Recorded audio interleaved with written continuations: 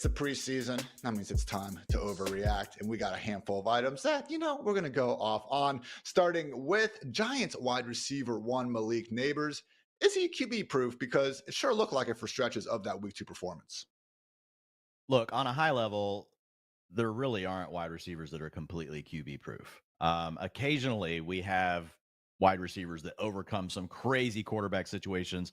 I know one of our favorites to look at is back at the Josh Gordon season when he had like Yeah. five quarterbacks. Probably nobody even remembers played in the NFL, and this dude just went completely ham. So it can happen.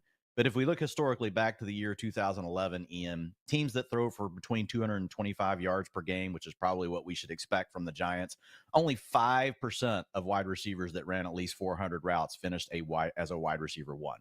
But we had another 15% finish as wide receiver twos. And I do think that is the bucket that Malik Nabers is in. The guy had a 33% target share this weekend on Ooh. 5 drives with Daniel Jones. Yeah, Daniel Jones had some issues. There were definitely some struggles through a really bad pick, that folks saw out in the flat that went for a touchdown. He also threw a pick that was, it was a deeper throw down the field, and he kind of put it on a rope, probably needed a little bit more air under it. So there's going to be some turnover issues. But what I liked, Ian, was the fact that they were letting Daniel Jones drop back and sling the ball despite just coming back from this ACL injury. We're in the Yep. preseason. That tells me they feel pretty good about his health, and he was not afraid to try to get that ball to Nabers. Already mentioned the 33% target share, 89% route participation in the first 5 drives with the starters for Nabers. And I think even more impressive, and I know you watch this too, is when you turn on the film and watch Nabers. Right away, yes, there was a near pick on what was a comeback route, and that probably was on Nabers. It's a timing route. He didn't fight back through Derek Stingley, but he's a rookie. But on the next play, man, or 2 plays later, he's got Derek Stingley beaten for potentially a touchdown down the sideline, depending on how Daniel Jones throws that thing. Jones does hit him. Nabers should have caught it, but that would have been another 25-yard gain on the stat sheet that didn't show up. So that goes down as a drop for Nabers. He had another incredible catch crossing the field towards the sideline. And then later in the game, most people saw the other big catch down the right sideline where, he makes a great catch. And that was a really good throw from Daniel Jones. So there was good and bad from Daniel Jones. But I think what we're seeing, man, is Nabers is really good. And Daniel Jones is not going to be afraid to force it in there.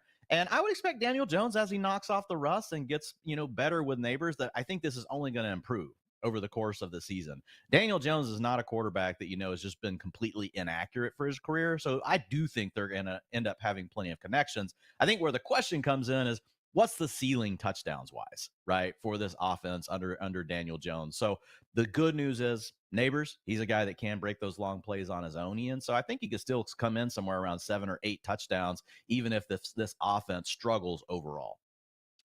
Yeah, I was Drake and joshing around on Twitter after he had the 4 catches for 54 yards on 6, first half targets, where if you extrapolate that, 17 games, 204 targets, 136 receptions, 1,836 yards, and 0 touchdowns. So I do think he'll find the end zone at least once or twice this season. But yes, Dwayne, that is the problem here. But yeah, I like that. Again, we don't have to completely make this, the shit on Daniel Jones hour, because when you look at what he's done, guys, in 2022, 14th in EPA per dropback, 11th in CPOE, completion percentage over expected.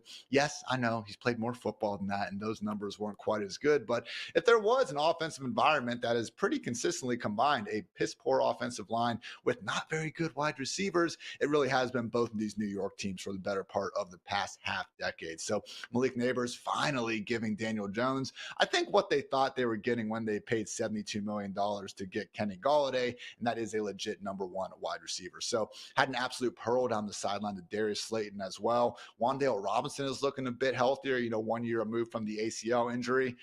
Dwayne, I want to, be careful here, but are we sleeping a little bit on this New York Giants offense? Because again, it's condensed enough with some pass catchers that, no, I don't love Slayton and Wandale when they're your 1 and 2, but when you do have a Neighbors in there and now they're your 2 and 3, I don't know, man. Daniel Jones is only 1 year removed from a top 8 fantasy finish. That happened. Yeah, he's going to need to scramble and move around, which he also did in this game. He did have a scramble, kind of had an awkward-looking slide, so you're going to have to work on that, Daniel Jones. But if he's anywhere close to the old rushing ability, even if he's 80%, that's going to be still better than like most quarterbacks and what they're going to give you on the ground. So that is a bonus. Overall, when I look at this offense in the passing game, we'll talk a little bit more about the running game here in a few minutes.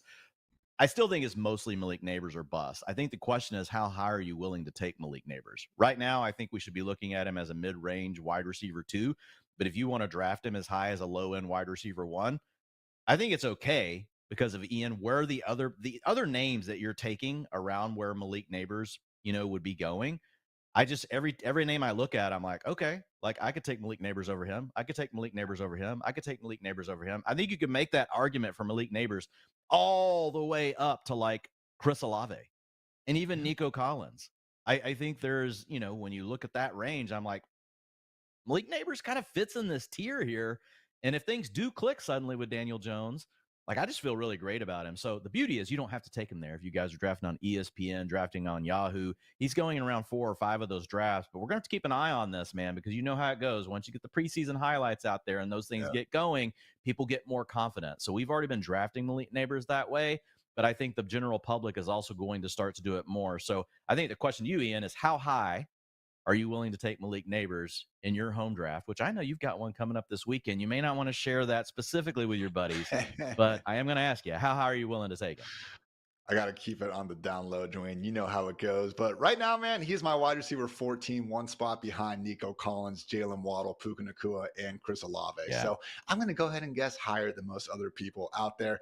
I'm in a weird 8-team league, so that kind of messes up the rounds. But typical 12-team draft, Dwayne, again, when I am able to look at, some of those ADP sources and know I have a chance to get them later, yeah, I think round 4, round 5 does make sense for a guy who, again, has a realistic chance of having a target total starting with a 2 by the time this season is all said and done. You just don't see that too often in, again, fantasy football and real life as well. So great stuff from Malik Nabers. And again, an encouraging performance for Daniel Jones. I know it's weird to say he played well other than the 2 bad interceptions, but hey, first game off the ACL coming back. Hey, he made some good throws out there at a minimum.